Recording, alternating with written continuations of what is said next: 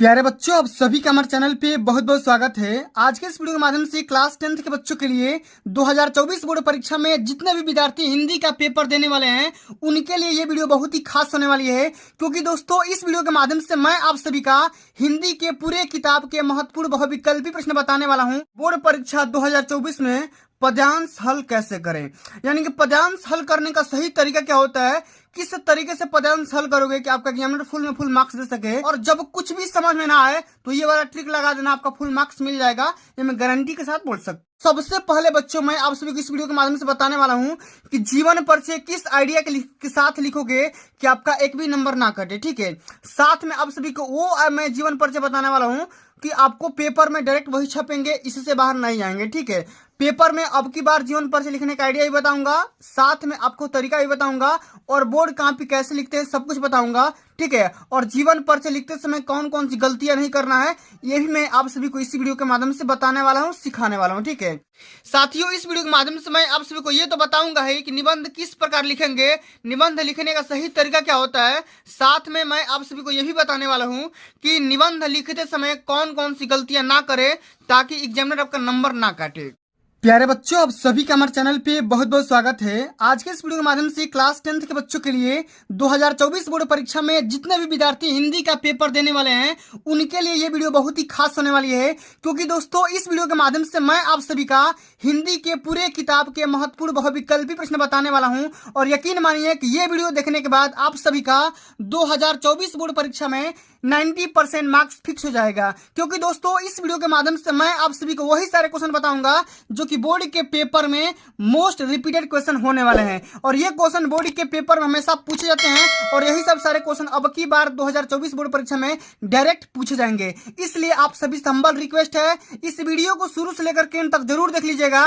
Video को like कर देना, शेयर कर देना, अगर चैनल पर नए हो तो सब्सक्राइब कर देना। ठीक है, और अब की बार बोर्ड परीक्षा में हमारा टारगेट है 95% मार्क्स अचीव करने का। तो अगर वाकई में 95% मार्क्स अचीव करना चाहते हैं तो वीडियो को कंटिन्यू देखना, स्किप मत करना, शुरू से लेकर के अंत तक जरूर देखना। ठीक है, आइए सबसे पहला प्रश्न जो हमारा पूछा गया बच्चों, ये जो क्वेश्चन है साथियों बोर्ड के परीक्षा में हमेशा पूछा जाता है। ठीक है, हमारा पहला प्रश्न क्या है दोस्तों कि शुक्ल युग की कालावधि कब से कब तक मानी जाती है। दोस्तों ये जो क्वेश्चन आप देख रहे हो बोर्ड के पेपर में हमेशा पूछा जाता है। हमारा ऑप्शन दिया गया है 1850 ईस्वी से लेकर के 1900 तक, 1900 से लेकर के 1920 तक, 1919 से लेकर के 1938 तक, या 1938 से लेकर के 1947 तक। ठीक है, तो शुक्ल युग की जो कालावधि, कालावधि का मतलब होता है जो बच्चों टाइम पीरियड। ठीक है, कि शुक्ल युग कब से कब तक माना जाता है, तो इसका जो राइट आंसर होगा बच्चों ऑप्शन नंबर ग यहाँ पे बिल्कुल राइट आंसर होगा, क्योंकि शुक्ल युग को जो इसका टाइम पीरियड होता है सन 1919 से लेकर के 1938 तक के बीच को हम मानते हैं। ठीक है,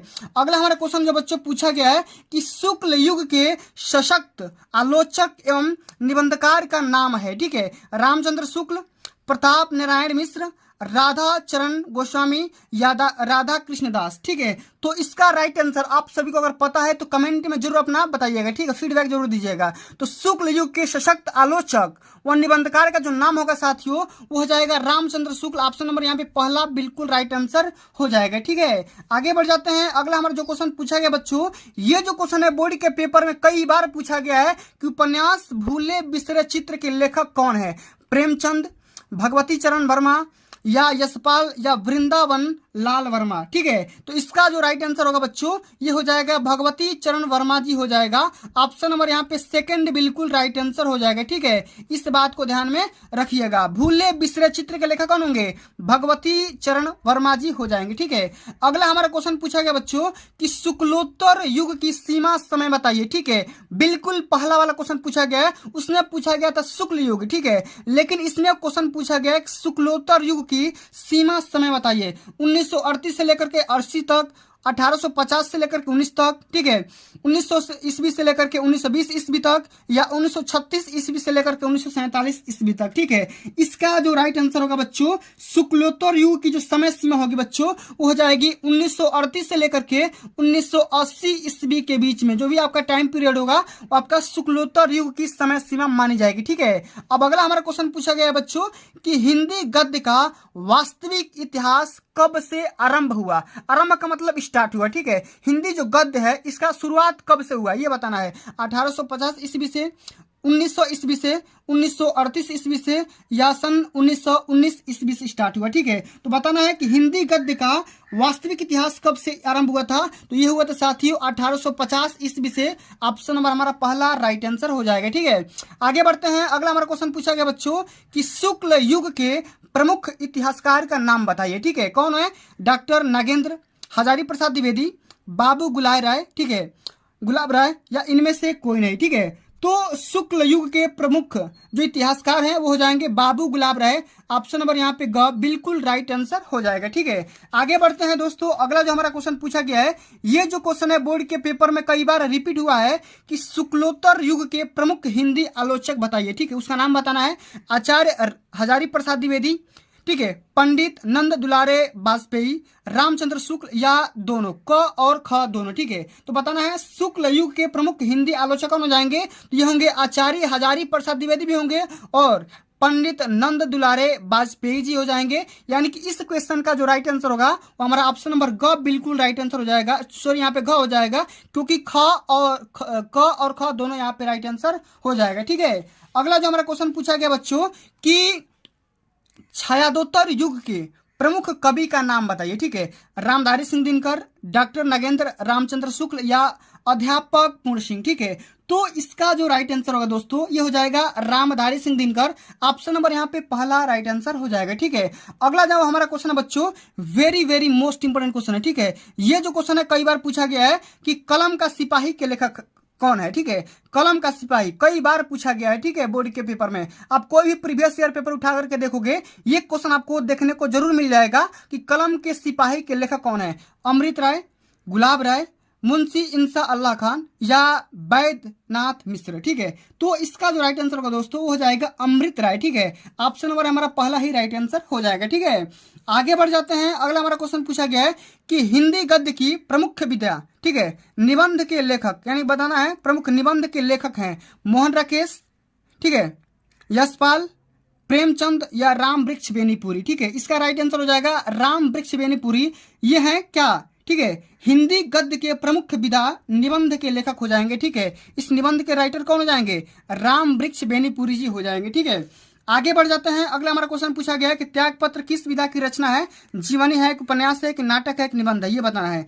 त्यागपत्र किस विधा की रचना है? यह है उपन्यास। क्या है? उपन्यास है। सेकंड ऑप्शन बिल्कुल राइट आंसर होगा। ठीक है, आगे बढ़ते हैं। अगला हमारा क्वेश्चन पूछा गया बच्चों कि निम्न में से शुक्ल युग का नाटककार बताना है। ठीक है, हरिकृष्ण प्रेमी, लक्ष्मी नारायण मिश्र, या विष्णु प्रभाकर, या धर्मवीर भारती। ठीक है, इसका राइट आंसर बताना है कि शुक्ल युग का नाटककार कौन हो जाएंगे? ये हो जाएंगे दोस्तों हरिकृष्ण प्रेमी जी हो जाएंगे। पहला ऑप्शन यहाँ पे बिल्कुल राइट आंसर होगा। ठीक है, आगे देख लेते हैं। अगला जो हमारा क्वेश्चन पूछा गया है कि ध्रुव सामनी नाटक के लेखक कौन है? ठीक है, हरिकृष्ण प्रेमी, जयशंकर प्रसाद, विष्णु प्रभाकर, या मोहन राकेश। कई बार हमने बताया हुआ है। ठीक है, ध्रुव सामनी नाटक के लेखक कौन हो जाएंगे? जयशंकर प्रसाद। कई बार हमने जीवन पर से बताया है, इनकी कृतियां भी बताया है। ठीक है, जयशंकर प्रसाद की आपको जीवन पर से भी आगे बताना है। ठीक है, चलो आगे बढ़ जाते हैं। अगला जो हमारा क्वेश्चन पूछा गया बच्चों कि अर्धनारीश्वर के लेखक हैं। ठीक है, विष्णु प्रभाकर, प्रेमचंद, जयशंकर प्रसाद, या चतुरसेन शास्त्री। तो इसका राइट आंसर हमें बताना है। अर्धनारीश्वर के लेखक कौन हो जाएंगे? ये हो जाएंगे दोस्तों विष्णु प्रभाकर। ऑप्शन नंबर यहाँ पे क फर्स्ट यहाँ पे राइट आंसर हो जाएगा। आगे देख लेते हैं। अगला हमारा क्वेश्चन पूछा गया है कि शुक्लोत्तर युग के प्रमुख कहानीकार कौन है? इलाचंद्र जोशी, मोहन राकेश, या विकल्प क और ख दोनों, या कोई नहीं। तो शुक्लोत्तर युग के जो प्रमुख कहानीकार होंगे ये हमें बताना है। तो ये कहानीकार हो जाएंगे इलाचंद्र जोशी भी होंगे और मोहन राकेश दोनों हो जाएंगे। इसलिए हमारा ऑप्शन नंबर ग यहाँ पे राइट आंसर हो जाएगा। ठीक है, आगे बढ़ जाते हैं। अगला जो हमारा क्वेश्चन पूछा गया बच्चों कि गोदान किस युग की उपन्यास है? ठीक है, ये बताना है कि गोदान किस युग का उपन्यास है? शुक्ल युग, शुक्लोत्तर युग, या द्विवेदी युग, या आधुनिक युग। ठीक है, तो गोदान किस युग का उपन्यास है ये हमें बताना है। ये हो जाएगा शुक्ल युग का। ऑप्शन नंबर पहला ही राइट आंसर होगा। ठीक है, अगला हमारा क्वेश्चन पूछा गया अथाह सागर के लेखक कौन है? जयप्रकाश भारती, गुलाब राय, या डॉक्टर श्याम सुंदर दास, या जैनेन्द्र कुमार। तो अथाह सागर के लेखक कौन हो जाएंगे दोस्तों? ये हो जाएंगे जयप्रकाश भारती जी हो जाएंगे। ऑप्शन नंबर हमारा फर्स्ट यहाँ पे राइट आंसर हो जाएगा। ठीक है, आगे बढ़ते हैं। अगला जो हमारा क्वेश्चन पूछा गया बच्चों कि मेरी आत्मकथा जीवनी के लेखक हैं। ठीक है, राइटर बताना है कि मेरी आत्मकथा ये जो जीवनी है इसके राइटर कौन है। Doctor Rajendra Prasad, doctor Hazari Prasad, doctor Jaishankar Prasad या डॉक्टर हरिवंश राय बच्चन। ठीक है, तो मेरी आत्मकथा जीवनी के जो राइटर हो जाएंगे ये हो जाएंगे doctor Rajendra Prasad. Option number यहाँ पे पहला ही राइट आंसर हो जाएगा। ठीक है, चलो अगला हमारा क्वेश्चन पूछा गया कि लहरों के राजहंस के लेखक का नाम बताइए। लहरों के राजहंस, ये जो क्वेश्चन है दोस्तों very very most important question है, कई बार बोर्ड के पेपर में पूछा गया है। ठीक है, मोहन राकेश, प्रेमघन, गुलाब राय या रामधारी सिंह दिनकर। अगर आप सभी को इन सभी के आंसर पता होगा तो कमेंट में जरूर बताइएगा कि लहरों के राजहंस के राइटर कौन हो जाएंगे। तो दोस्तों ये हो जाएंगे मोहन राकेश, ऑप्शन नंबर पहला ही राइट आंसर होगा। ठीक है, चलिए आगे बढ़ जाते हैं। अगला हमारा क्वेश्चन पूछा गया है कि तौलियो, ठीक है, तौलियो किस विधा पर आधारित है, बताना है। नाटक है कि निबंध है कि एकांकी है कि कहानी है। ठीक है, बताना है कि तौलिए किस विधा पर आधारित है, तो यह है एकांकी। ठीक है, क्या है, एकांकी है। ऑप्शन नंबर हमारा यहाँ पे ग राइट आंसर हो जाएगा। अगला हमारा क्वेश्चन पूछा गया दोस्तों, इस वाले क्वेश्चन को आप लोग राइट आंसर कमेंट में बताइएगा कि महादेवी वर्मा द्वारा रचित निबंध का नाम बताइए। रेती के फूल, क्षणदा या हंस या कदम्बिनी। ठीक है, तो इस वाले क्वेश्चन का आप लोग राइट आंसर मेरे को कमेंट बॉक्स में बताइएगा। ठीक है, कि महादेवी वर्मा के द्वारा रचित निबंध का नाम क्या होगा। ठीक है, ये हमें आप लोग कमेंट करके बताइएगा। लेकर के आ चुका हूँ और इस सेशन के माध्यम से मैं आप सभी को ये बताने वाला हूँ कि बोर्ड परीक्षा 2024 में पद्यांश हल कैसे करें, यानी कि पद्यांश हल करने का सही तरीका क्या होता है, किस तरीके से पद्यांश हल करोगे कि आपका एग्जामिनर फुल में फुल मार्क्स दे सके। दोस्तों आप सभी का बोर्ड परीक्षा में गद्यांश और पद्यांश मिलाकर के कुल मिलाकर के 12 नंबर का क्वेश्चन आता है। ठीक है, तो इस वीडियो के माध्यम से मैं आप सभी का 12 नंबर क्लियर करने वाला हूं और ये बताने वाला हूं कि बोर्ड परीक्षा 2024 में संदर्भ, प्रसंग और व्याख्या कैसे लिखोगे कि आपका फुल में फुल मार्क्स मिल सकेगा। और जब कुछ भी समझ में ना आए तो ये वाला ट्रिक लगा देना, आपका फुल मार्क्स मिल जाएगा, ये मैं गारंटी के साथ बोल सकता हूं।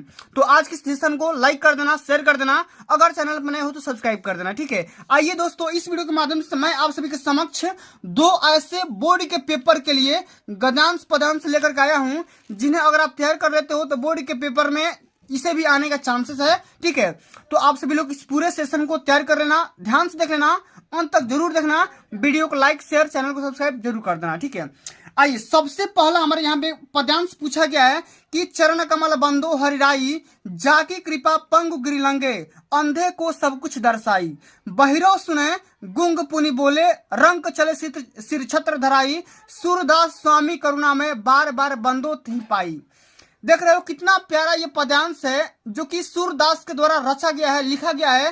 ठीक है, इसमें सूरदास ने प्रभु से ये आग्रह करने की कोशिश कर रहे हैं कि प्रभु आपके जो चरण है कमल के समान कोमल है, माने कि आपके जो चरण है जिनके ऊपर कृपा हो जाती है तो जो लंगड़ा व्यक्ति हो आसानी से पर्वतों को लांघ सकता है, अंधा सब कुछ देख सकता है, बहरा सुनने लगता है और जो गूंगा व्यक्ति होता है पुनः बोलने लगता है। और जो आपका रंक मतलब क्या होता है, जो भी आपका जो रंक लोग होते हैं वो अपने सिर पे छत्र धारण करके एकदम क्या होने लगते हैं, माने एकदम छत्रपति शिवाजी की तरह एकदम अपने शासन करने लगते हैं। ठीक है, तो इतने सारे चीजों का डिटेल्स में बताने वाला हूं। ठीक है, सबसे पहले बताऊंगा कि संदर्भ कैसे लिखोगे, प्रसंग कैसे लिखोगे, व्याख्या कैसे करना है। ठीक है, साथ में इसका भी बताऊंगा कि निर्भय स्वागत करो मृत्यु का, मृत्यु एक है विश्राम स्थल, जीव जहां से फिर चलता है धारण कर नव जीवन संबल। ठीक है, तो इसका भी बताने वाला हूं, आप लोग बस खाली एंड तक बने रहिएगा। ठीक है, आइए समझते हैं कि इस वाले पद्यांश का आप संदर्भ, प्रसंग और व्याख्या कैसे करोगे,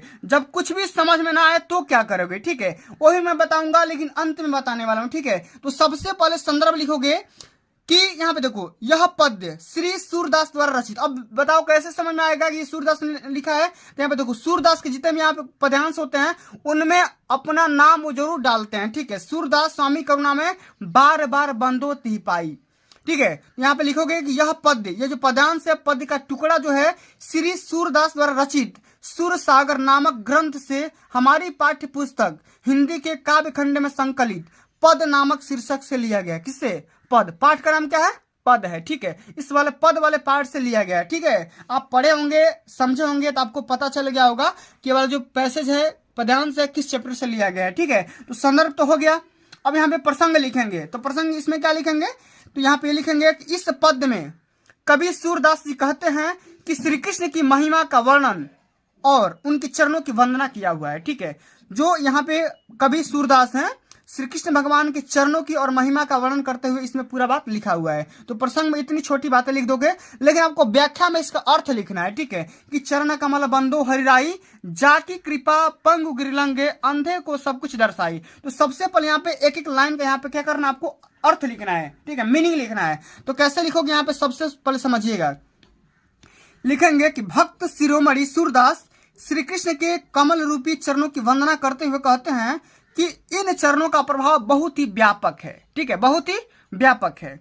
इनकी कृपा हो जाने पर लंगड़ा व्यक्ति पर्वतों को लांघ सकता है। यहाँ पे लिखा गया है ना कि जाकी कृपा पंगु गिरि लंगे, यानी कि लंगड़ा व्यक्ति पर्वतों को लांघ सकता है, अंधे को सब कुछ दर्शाई, ठीक है, और अंधा को सब कुछ दिखाई देने लगता है, ठीक है। आगे लिखेंगे कि बहिरो सुने गुंग पुनि बोले, रंग चले सिर छत्र धराई, ठीक है। यहाँ पे लिखेंगे कि इनके चरणों के अनोखे प्रभाव के कारण बहरा व्यक्ति सुनने लगता है और गूंगा पुनः पुनः मतलब होता है फिर से, जो गूंगा व्यक्ति होता है जो बोल नहीं पाता है वो फिर से बोलने लगता है, ठीक है। अब यहाँ पे लिखेंगे कि रंग चले सिर छत्र धराई, रंग मतलब होता है जो दरिद्र व्यक्ति, ठीक है।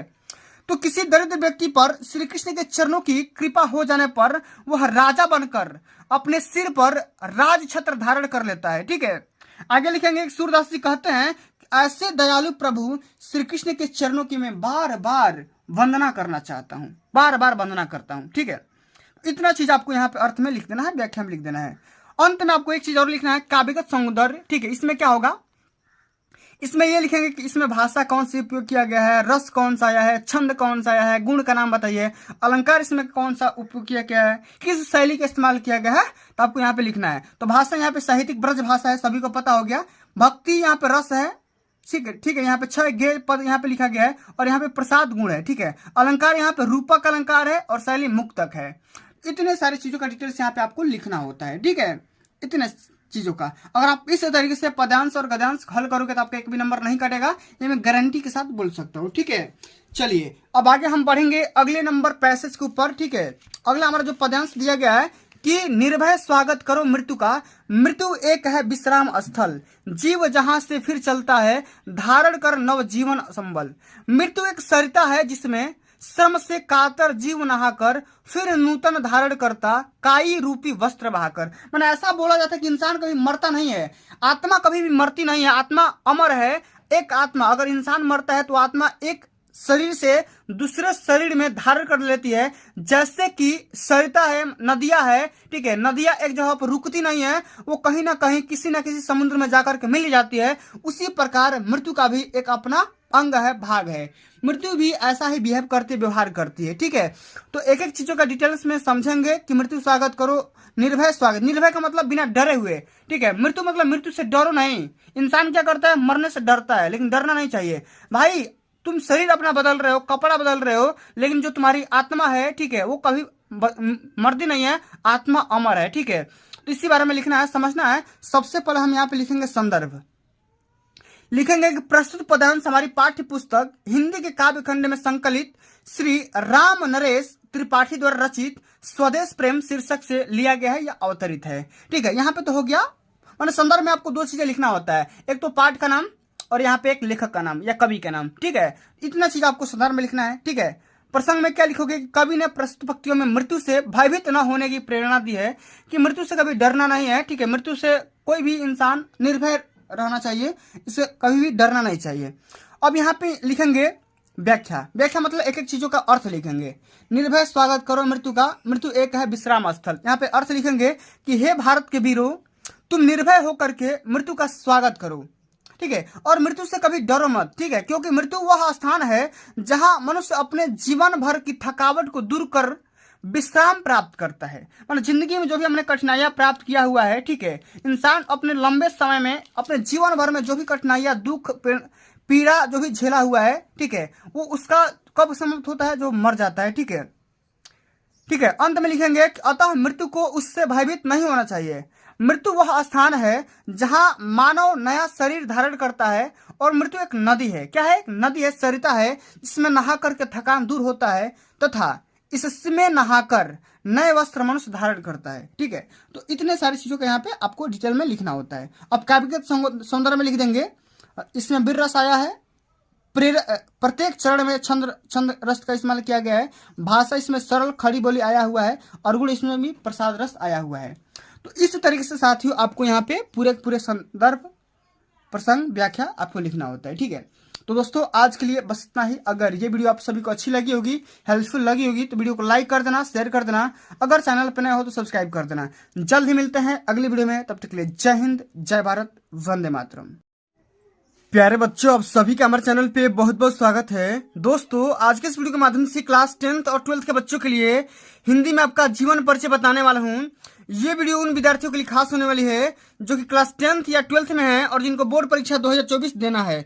दोस्तों इस वीडियो के माध्यम से मैं आप सभी के लिए ऐसे 5 महत्वपूर्ण जीवन परिचय लेकर के आया हूँ जिन्हें अगर आप तैयार कर लेते हो, समझ लेते हो, तो बोर्ड परीक्षा में आपका 10 नंबर पक्का हो जाएगा। ये मैं दावे के साथ बोल सकता हूँ। ठीक है, तो इस वीडियो को ध्यान से देख लेना, अंत तक जरूर देखना। वीडियो को लाइक कर देना, शेयर कर देना। अगर चैनल पर नए हो तो सब्सक्राइब कर देना, क्योंकि इससे बाहर पेपर में जीवन परिचय नहीं आएंगे। ठीक है, सबसे पहले बच्चों मैं आप सभी को इस वीडियो के माध्यम से बताने वाला हूं कि जीवन परिचय किस आइडिया के साथ लिखोगे कि आपका एक भी नंबर ना कटे। ठीक है, साथ में आप सभी को वो मैं जीवन परिचय बताने वाला हूं कि आपको पेपर में डायरेक्ट वही छपेंगे, इससे बाहर नहीं आएंगे। ठीक है, पेपर में अब की बार जीवन परिचय लिखने का आइडिया भी बताऊंगा, साथ में आपको तरीका भी बताऊंगा और बोर्ड कॉपी कैसे लिखते हैं सब कुछ बताऊंगा। ठीक है, और जीवन परिचय लिखते समय कौन कौन सी गलतियां नहीं करना है ये भी मैं आप सभी को इसी वीडियो के माध्यम से बताने वाला हूं, सिखाने वाला हूं। ठीक है, तो सबसे पहले ये दोस्तों हम ये समझ लेते हैं कि बोर्ड परीक्षा 2024 के पॉइंट ऑफ व्यू से आपको कौन कौन से जीवन परिचय तैयार करके जाना है। ठीक है, तो सबसे पहले साथियों आपको तैयार करना, यहाँ पे देखो सबसे पहले ये बात समझो कि बोर्ड परीक्षा में देखो कवि का भी जीवन परिचय आता है और लेखक का भी जीवन परिचय आता है। ठीक है, दोनों का नंबर समान होता है। लेखक का जीवन परिचय लिखना होता है, साहित्यिक परिचय लिखना होता है, साथ में दोनों की कृतियां यानी कि रचना का भी नाम लिखना होता है।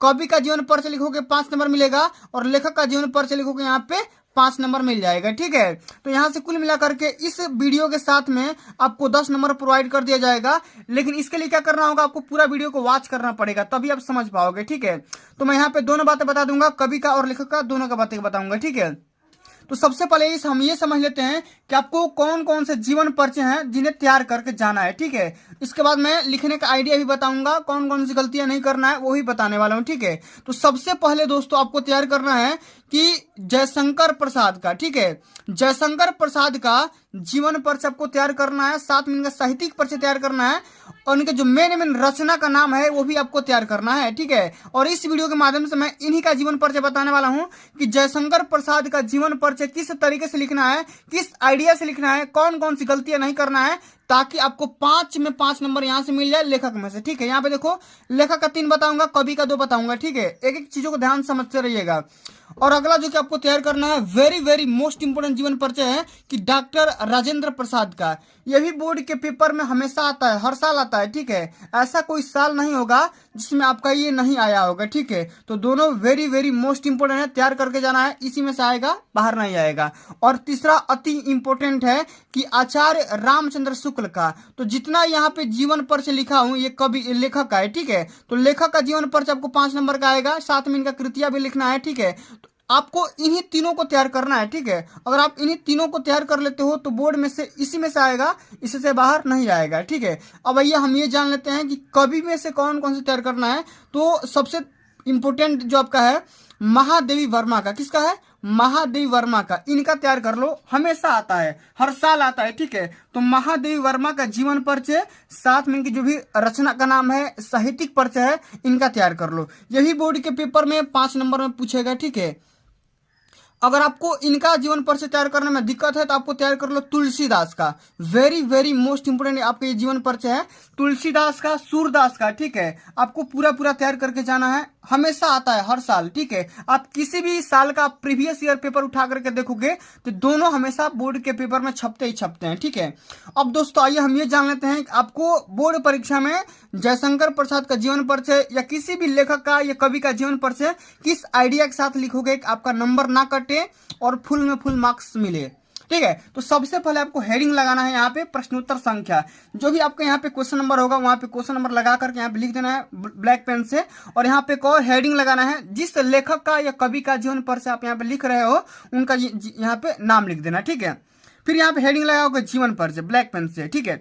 अब इसमें आपको लिखना है, ठीक है, क्या लिखना है, किस तरीके से लिखना है कि एग्जामिनर इंप्रेस हो जाए, खुश हो जाए और खुश होकर के नंबर पूरा का पूरा दे दे। तो यहाँ पे लिखेंगे कि जयशंकर प्रसाद आधुनिक हिंदी साहित्य के श्रेष्ठ कवि, ठीक है, श्रेष्ठ नाटककार, छायावाद का प्रवर्तक एवं कहानीकार थे, ठीक है। क्या थे? कवि भी थे, नाटककार भी थे, छायावाद युग के प्रवर्तक भी थे और एक कहानीकार भी थे, राइटर भी थे, ठीक है। तो इस तरीके से आपको यहाँ पे लिखना है, ठीक है। एक बात और बताऊंगा कि आपको एक तालिका भी बनाना है, ठीक है। किस तरीके से तालिका बनाओगे वो मैं अंत में बताऊंगा, ठीक है। यहाँ पे एक 60 में जीवन परिचय लिखना होता है, ठीक है। नाम, पिता का नाम, माता का नाम, शिक्षा कितना, यहाँ पे इनका एजुकेशन है, फिर यहाँ पे मृत्यु कब हुई, फिर यहाँ पे इनका जो भी कृतियां है वहां पे लिख देना है, ठीक है। यहाँ पे लिखेंगे कि जयशंकर प्रसाद आधुनिक हिंदी साहित्य के श्रेष्ठ कवि, श्रेष्ठ नाटककार, छायावाद का प्रवर्तक एवं कहानीकार थे। इनका जन्म 1889 ईस्वी में काशी के एक प्रतिष्ठित वैश्य परिवार में हुआ था। कहाँ पे हुआ था? काशी। काशी मतलब बनारस। अब काशी का नाम चेंज कर दिया गया है, बनारस कर दिया गया है, ठीक है। तो आप सभी को पता होगा। इनके पिता का नाम देवी प्रसाद था और माता का नाम मुन्नी देवी था, ठीक है। किनके पिता का नाम? जयशंकर प्रसाद के, ठीक है। इनके पापा का क्या नाम था? देवी प्रसाद था और माता का नाम यानी मम्मी का नाम क्या था? मुन्नी देवी था। जब ये छोटे बच्चे थे तो इनके पिता और बड़े भाई का देहांत हो गया था, मृत्यु हो गया था, ठीक है। अब यहाँ पे लिखेंगे इनकी शिक्षा का क्रम जो था टूट गया था, ठीक है। माने जो ये माने पढ़ाई लिखाई कर रहे थे, माने अच्छी ढंग से इनका पढ़ाई लिखाई नहीं हो पाया था, ठीक है। यहाँ पे लिखेंगे अपने गृह के व्यापार को संभालते हुए इन्होंने घर पर ही हिंदी, अंग्रेजी, संस्कृत, उर्दू और फारसी भाषा का अध्ययन किया। माने जब शिक्षा का क्रम टूट गया तो इन्होंने घर पे ही पढ़ाई लिखाई स्टार्ट किया और इतने सारे सब्जेक्ट का इन्होंने अध्ययन किया बढ़िया से, ठीक है। परिवारजनों की मृत्यु, आर्थिक संकट, पत्नी वियोग आदि संघर्षों को झेलते हुए रोगी होने के कारण जनवरी 1937 ईस्वी में इनकी संसार से सीधा हर गए, ठीक है। माने इनकी मृत्यु हो गई, ठीक है। यहाँ पे लिख देंगे इतनी बातें। तो इतनी ही बातें आपको जीवन परिचय में लिखना है, ठीक है। इतना सारा बातें लिख दोगे एग्जामिनर समझ में आ जाएगा, उसको आपका नंबर दे देगा। अब यहाँ पे एक बात और लिखेंगे, ठीक है। कभी कभी ये पूछ देता है इनका साहित्यिक परिचय या साहित्यिक योगदान लिख दो। ये क्लास 12th में हमेशा पूछा जाता है, ठीक है, अक्सर। तो इसमें क्या लिखेंगे कि प्रसाद जी की प्रारंभिक रचनाओं में ही संकोच और झिझक होते हुए भी अकुल चेतना का दर्शन है। इनकी रचनाओं में प्रकृति की रमणीयता और मधुर है। प्रसाद जी छायावादी कवि हैं, ठीक है। प्रसाद जी का काव्य के अलंकारों की दृष्टि से भी अत्यंत समृद्धि है। इसमें लिखेंगे कि प्रेम और सौंदर्य उनके काव्य का प्रधान है। मानवीय संवेदना उनका प्राण है। प्रकृति को सचेतन अनुभव करते हुए उनकी पीछे परम सत्ता का आभास कवि ने सर्वत्र किया है। यही उनकी रहस्यवाद है। तो यहाँ पे लिख देंगे इनका साहित्यिक योगदान कि माने किस तरीके से इन्होंने अपनी कविता या जो भी इनका लेखक की माने राइटर है, ठीक है, तो उन्हें क्या क्या योगदान मिलता है आपको यहाँ पे पूरा लिख देना है। अंत में यहाँ पे लिखेंगे रचना का नाम लिखना नहीं भूलेंगे वरना नंबर कट जाएंगे। यहाँ पे 2 नंबर कट जाएंगे अगर रचना का नाम अगर लिखना भूल जाओगे तो। रचना का यहाँ पे जो भी फेमस रचना है वहाँ पे लिख दोगे। चित्रधारा, कानन, कुसुम, झरना, लहर, प्रेम पथिक, आंसू, कामायनी, ठीक है। तो इनकी क्या है? मेन रचना का नाम है। तो आपसे बोलता है किसी एक रचना का नाम लिखिए, तो आप एक रचना का भी नाम लिख दोगे, 2 भी लिख दोगे तो कोई दिक्कत की बात नहीं है, 3 भी लिख दोगे तो कोई दिक्कत की बात नहीं है, ठीक है। तो इतने सारे रचना का नाम यहाँ पे लिख देना है, कोई दिक्कत की बात नहीं है। अब दोस्तों आइए हम ये समझ लेते हैं कि आपको जीवन परिचय में एक तालिका कैसे बनाना है, ठीक है। तो तालिका बनाने के लिए आपको यहाँ पे क्या करना है, सबसे पहले यहाँ पे देखो जीवन परिचय जहाँ पे लिखोगे, ठीक है, जैसे यहाँ पे जीवन परिचय लिखे हो, ठीक है, तो यहाँ पे एक साइड में, ठीक है, एक साइड में एक कॉर्नर में यहाँ पे ऊपर यहाँ पे क्या करना है, इनका तालिका बना देना है, ठीक है। जैसे मैं यहाँ पे बताना चाहूंगा, सबसे पहले इनका यहाँ पे नाम लिखना है। क्या करना है, यहाँ पे मान लो यहाँ पे एक तालिका है, इनका नाम लिखना है, किस लेखक का या कवि का नाम यहाँ पे लिख रहे हो, नाम लिख दोगे। फिर यहाँ पे इनका पिता का नाम लिख दोगे, ठीक है। यहाँ पे माता का नाम 60 में लिखना है, खाली माता का नाम ऐसे लिख दे रहा है। नाम इनका जयशंकर प्रसाद, पिता का नाम देवी प्रसाद, माता का नाम मुन्नी देवी, ठीक है। इनका शिक्षा कहाँ तक ये पढ़े थे, ठीक है। इनका व्यवसाय क्या था, ठीक है, व्यवसाय क्या था, ठीक है। इतना लिखने के बाद इनका यहाँ पे लिख दोगे मृत्यु, ठीक है। अंत में यहाँ पे लिख दोगे रचना, ठीक है, एक अंत में लिख दोगे रचना, ठीक है। और यहाँ इसको आराम से ऐसे घेर दोगे, ठीक है, घेर देना, एक मैंने तालिका बढ़िया से बना देना, ताकि एग्जामिनर यहीं पे देख लेगा नाम क्या है, पिता का नाम, माता का नाम। एग्जामिनर बस खाली यही पॉइंट देखता है कि नाम में क्या लिखे हो, पापा का नाम क्या लिखे हो, माता का नाम क्या लिखे हो, शिक्षा इनका सही सही लिखे हो कि नहीं, मृत्यु का डेट यहाँ पे सही सही लिखे हो कि नहीं, जन्म स्थान इनका सही सही लिखे हो कि नहीं। इतनी सारी चीज़ आपको मैंने वो देखता है। अगर आप इसमें से कोई भी डाटा मिस किए होगे तो आपका नंबर यहाँ पे कट जाएगा, तो आपको ये चीज़ नहीं करना है, ठीक है। दोस्तों, इस वीडियो के माध्यम से मैं आप सभी के लिए हिंदी के 5 ऐसे निबंध लेकर के आया हूं जिन्हें अगर आप तैयार कर लेते हो, समझ लेते हो, तो ये बोर्ड परीक्षा 2024 में 100% आएगा। इससे बाहर बोर्ड के पेपर में निबंध राइटिंग नहीं आएगा, ठीक है।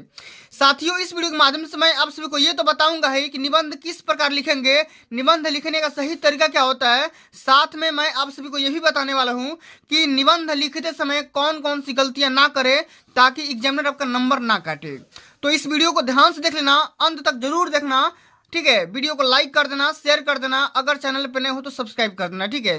आइए, सबसे पहला हम निबंध के बारे में बात करेंगे। इंपॉर्टेंट है, बोर्ड के पेपर में हर साल आता है, ठीक है। आप कोई भी किसी भी ईयर का प्रीवियस ईयर पेपर उठा करके देखोगे तो जितना निबंध बता रहा हूं सभी निबंध हर साल बोर्ड के पेपर में आते ही आते हैं, ठीक है। इससे बाहर नहीं जाएगा, ये मैं चैलेंज के साथ कर सकता हूं, ठीक है। आओ, सबसे पहला निबंध आपको तैयार करना है अनुशासन का महत्व, ठीक है। वेरी वेरी मोस्ट इंपोर्टेंट ये ऐसे राइटिंग है, ठीक है।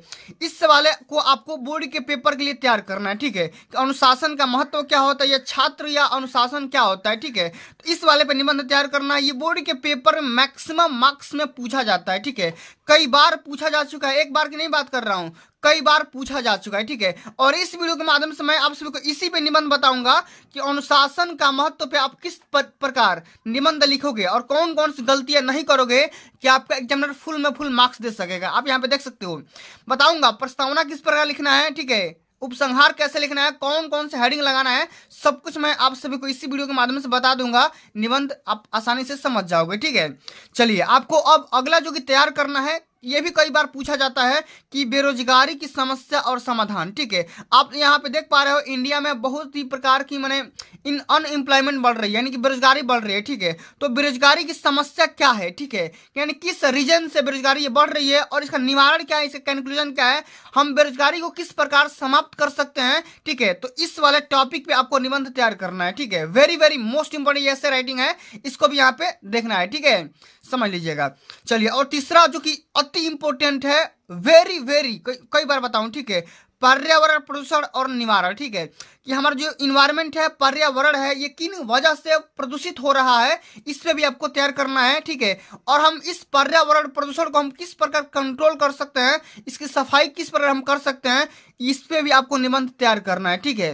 चलिए, चौथा नंबर में आता है आपका स्वदेश प्रेम की भावना, ठीक है। बहुत सारे बच्चे यहाँ पे जो लोग होते हैं अपने देश में रहते हैं और अपने देश से प्रेम हो जाता है, लगाव हो जाता है, ठीक है। तो इस पे भी आपको निबंध यानी कि ऐसे राइटिंग तैयार कर लेना है, ठीक है। इतना जितना बता रहा हूं, अगर आप इन सभी टॉपिक को तैयार कर लेते हो, समझ लेते हो, पूरा बढ़िया से देख लेते हो, तो बोर्ड के पेपर में कोई भी टॉपिक देगा ना तो आप आसानी से कर जाओगे, ठीक है। और अंत में आता है आपका संक्रामक रोग, जैसे यहाँ पे कोरोना वायरस हो गया, तो ये भी बोर्ड के पेपर में हर साल हर पेपर के कोड में आपको देखने को मिल जाएगा संक्रामक। जैसे यहाँ पे अभी अभी फिलहाल में चल रहा है, तो 2023 में आया था आई फ्लू, ठीक है। तो आई फ्लू, ठीक है, आई फ्लू के बारे में आपको लिखना है, ठीक है, कि आई फ्लू किस प्रकार हुआ था, ठीक है, इसका रीजन क्या था, ये किस प्रकार हम इससे बचे, ठीक है। तो इस प्रकार के कभी कभी संक्रामक रोग के बारे में दे देता है लिखने के लिए, ठीक है। तो संक्रामक रोग के बारे में तैयार करना है, जैसे आपका कोरोना वायरस हो गया, इसमें भी तैयार कर लो, ठीक है। आई फ्लू अभी जो ट्रेंडिंग में चल रहा है ये टॉपिक, इसमें भी आप तैयार कर सकते हो, कोई दिक्कत की बात नहीं है। तो साथियों, अगर आप इस पूरे 5 निबंध को आप तैयार कर लेते हो, समझ लेते हो, ठीक है, तो बोर्ड के पेपर में इसी में से आएंगे, इससे बाहर नहीं आएंगे। और अब की बार हमारा बोर्ड के टारगेट है 95% पाने का, जब तक तोड़ेंगे नहीं तब तक छोड़ेंगे नहीं, ठीक है। तो अब की बार 95% सपना जो हमारा साकार होने वाला है, ठीक है, इसको करना है, छोड़ना नहीं है।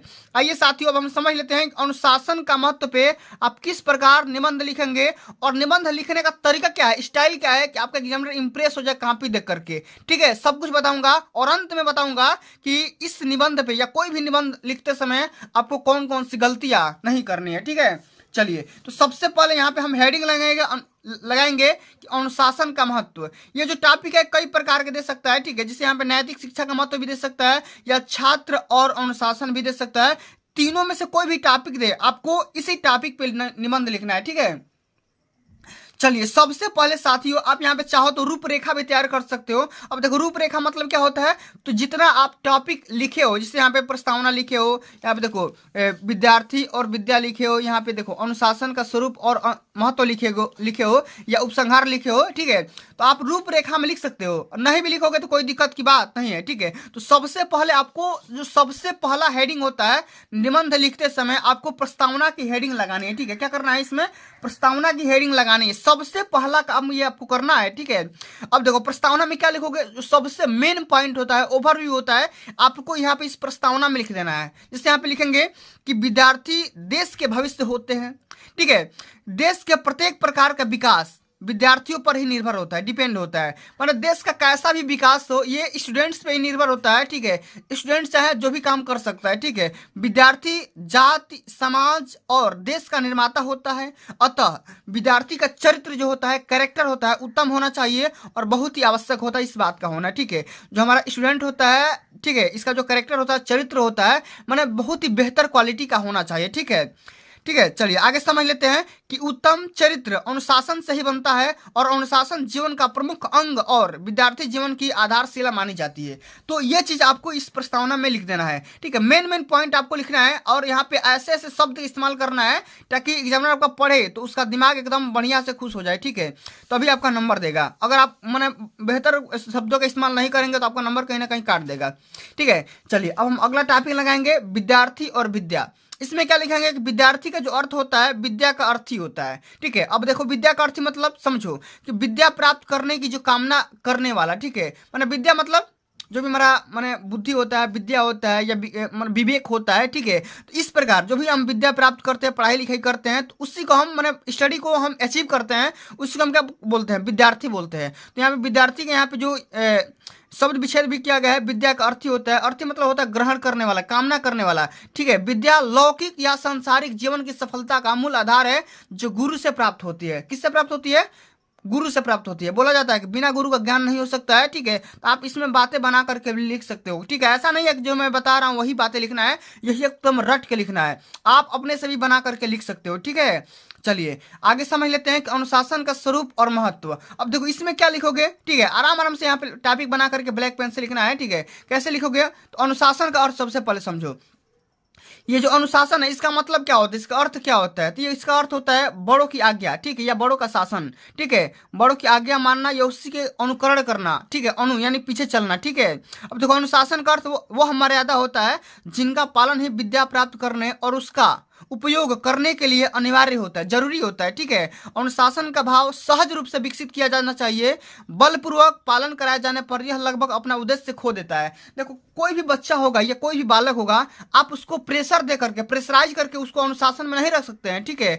बल्कि उसको हम प्रेम से, ठीक है, प्यार से हम उसको अनुशासन के दायरे में रख सकते हैं, ठीक है। तो इस बात को पूरा बना करके यहाँ पे लिखना है, ठीक है। अगर किसी भी इंसान को अगर अनुशासन अगर स्वरूप बनाना है, ठीक है, उसका करेक्टर बढ़िया बनाना है, तो हम उसको प्रेम से प्यार से हम उसको बोल सकते हैं, ठीक है। तो इस बात को यहाँ पे आपको बढ़िया से करना है, ठीक है।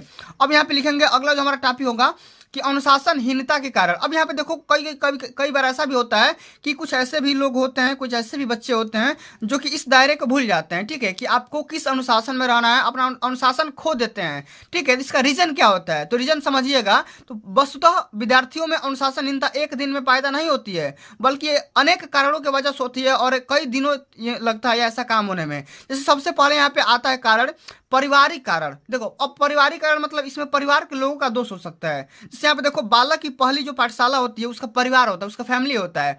कोई भी बच्चा होता है, ठीक है, तो उसका बच्चा का जो पहला जो स्कूल होता है, ऐसा माना जाता है कि भाई उसका जो पहला स्कूल है उसका क्या है, परिवार ही है, ठीक है। स्कूल क्या है, उसका परिवार है। माता पिता के आचरण का बालक पर गहरा प्रभाव पड़ता है, यानी कि ऐसा बोला जाता है कि जो उसके मम्मी पापा, ठीक है, जिस बिहेवियर के होंगे, जिस व्यवहार के होंगे, जैसा बोलते होंगे, उस वैसा ही बातें वाणी, ठीक है, उसी प्रकार का उसका बालक भी, उसका बच्चा भी इस्तेमाल करना, यूज करना स्टार्ट कर देगा, ठीक है। अब अगला हमारा आता है सामाजिक कारण। सबसे पहला तो हमारा हो गया पारिवारिक कारण। परिवार में मतलब जैसा आप बच्चों के साथ बिहेव करेंगे वो भी आगे चल करके आपके साथ भी वैसा ही बिहेव करेगा, ठीक है। अब अगला आता है सामाजिक कारण। इसमें क्या होगा, सोशल रीजन की वजह से क्या होगा, विद्यार्थी जब समाज में भ्रष्टाचार, घुसखोरी, चोरी या भाई भतीजा चीजाबाद या फैशन परस्ती आदि को देखता है तो वह विद्रोह कर उठता है, ठीक है, और अध्ययन की उपेक्षा करने लगता है। मैंने कोई भी बहुत सारे ऐसे बच्चे होते हैं समाज में जो कि अपने आसपास जैसे भ्रष्टाचार को देखते हैं, घुसखोरी को देखते हैं, या चोरी डकैती या कभी कभी झगड़े को देखते हैं, तो उनको मन में भी ऐसा होना माने बिहेवियर आ जाता है, ठीक है, ये नेचर है, ठीक है, कि जो लोग जैसा देखते हैं वैसा करने पे तुल जाते हैं, ठीक है, ठीक है। तो ये हो जाता है सामाजिक कारण, ठीक ठीक है। तो इस समाज की वजह से भी इस प्रकार की अनुशासनहीनता आ जाती है, ठीक है। अब यहाँ पे हम ये समझ लेते हैं दोस्तों कि इसका निवारण किस प्रकार कर सकते हैं, माने इसका हम कैलकुलेशन माने इसको कैसे कंट्रोल कर सकते हैं, इसको समझिएगा, ध्यान से समझिएगा, ठीक है। तो छात्र जो होता है, छात्र अनुशासनहीनता का उपयुक्त कारणों को दूर करने के ही हम समस्या का समाधान कर सकते हैं, ठीक है।